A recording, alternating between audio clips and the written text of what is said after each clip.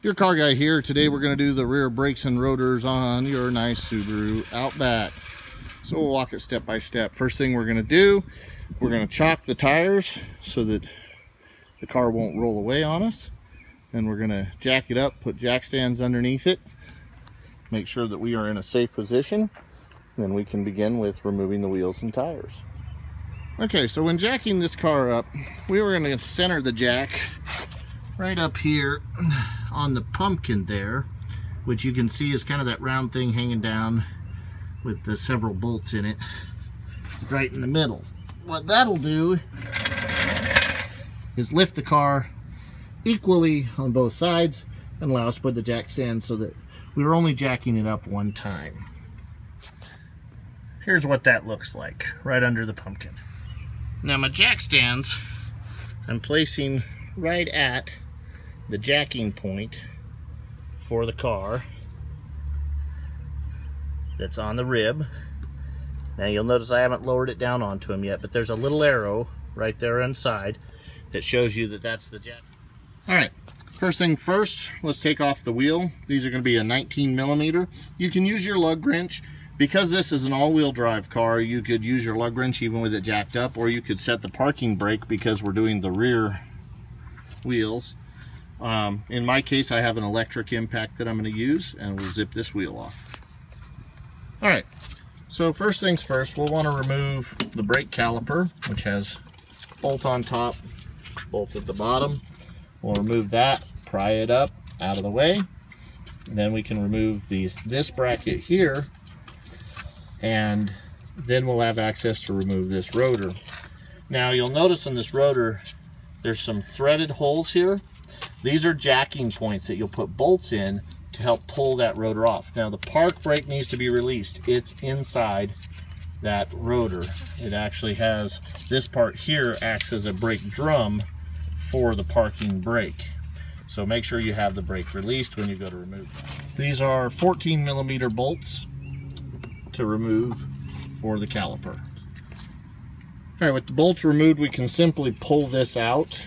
Now, sometimes if it's really tight in there, you can take a pry bar or a screwdriver, stick in there and push it up. But in this case, we didn't need to. It came out nice and easily. Just flip it up out of the way. Then we can slide our brake pads out off of the caliper. And you can see these were getting very thin.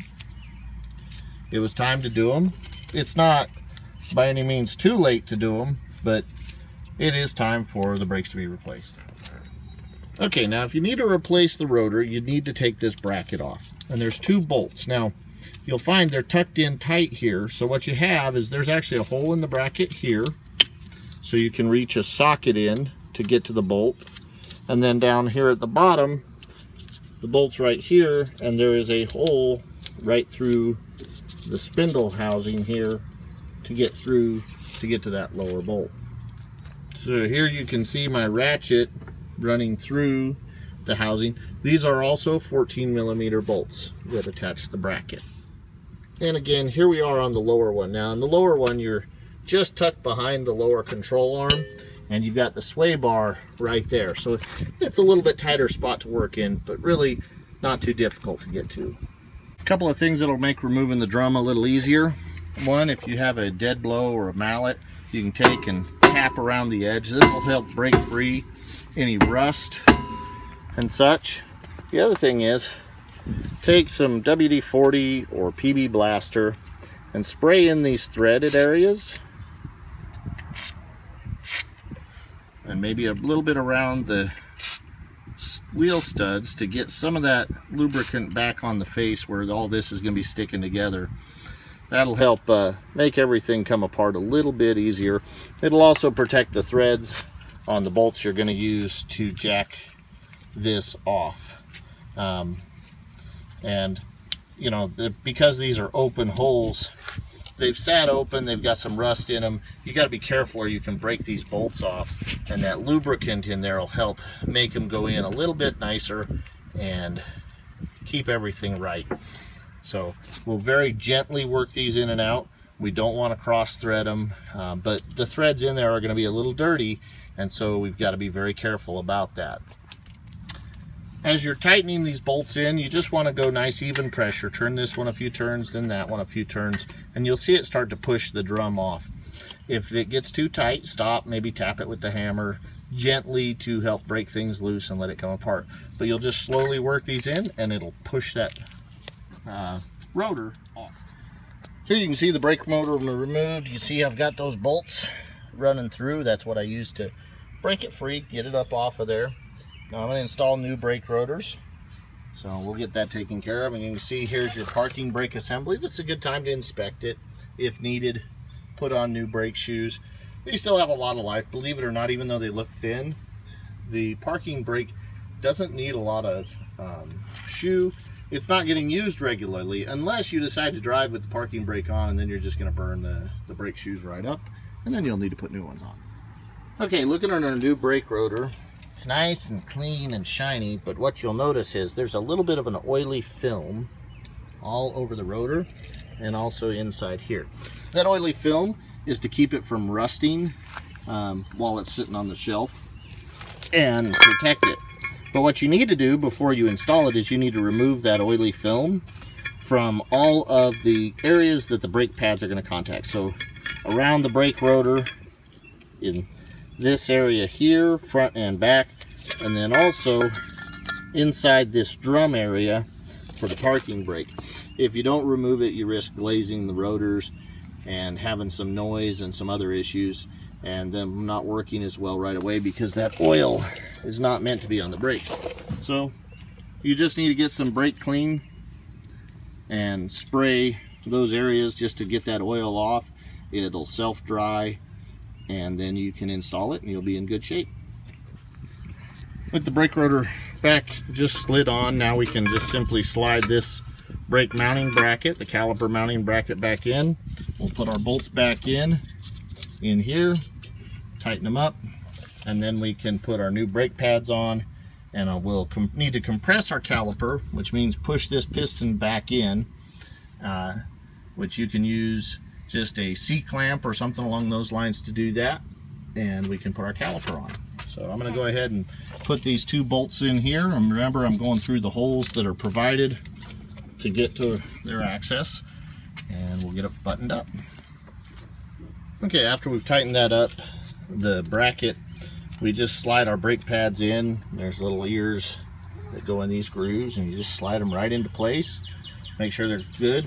One thing that's important to check is make sure that these move in and out nice and smoothly, because if not, you'll get uneven wear on your brake pads. If it doesn't move in and out smoothly, you may have to pop. This is just a dust cover off. Slide it out, maybe clean it up, grease it, make sure there's no rust or dirt packed in there that would cause it to stick. This allows the adjustment of the caliper. If this sticks and this one still slides, what'll happen is the caliper is going to get kicked to the side, and you're going to get wear where the front of the pad's thin, the back's thick. Clear indication that one of these slides is stuck. All right, next thing we've got to do is just simply take our piston and compress it back in.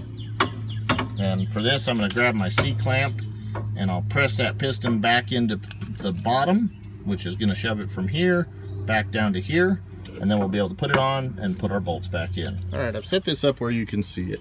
I've used one of the old brake pads to put over the piston so that I don't have to run this all the way to the bottom of the piston, which will take more time. And it also helps distribute the force evenly.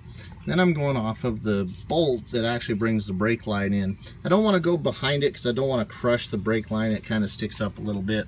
So now it's important to remember, if this piston doesn't go back in smoothly, it's a nice time, you probably need to buy a new caliper, but it should go back in smoothly just as you turn the screw here, the jacking screw, and just tighten it up. It should push it back flush. There it is. After we've compressed that piston in, you can see how flush it is right there. Went in nice and smoothly for us, which is always a good sign. And then we can just simply set it over our brake pads, and then we just have to install our two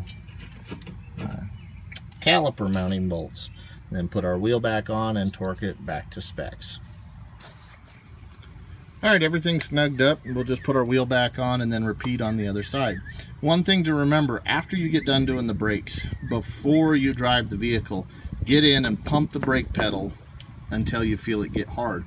What's happened is, now that we've taken and compressed that piston, there's some play here, and we have to pump it to take up that slack. And if you just go driving, you're going to hit the pedal and it's going to feel like you have no brakes, especially if you did the front and the rear. So remember, pump the brake pedal, firm it back up, put your wheel on, torque the wheel to specs, and you should be in good shape. This is your car guy. Don't forget to like and share our videos. Please help us grow the channel by subscribing. And if you have any questions, always feel free to ask. I'll respond as much as I can.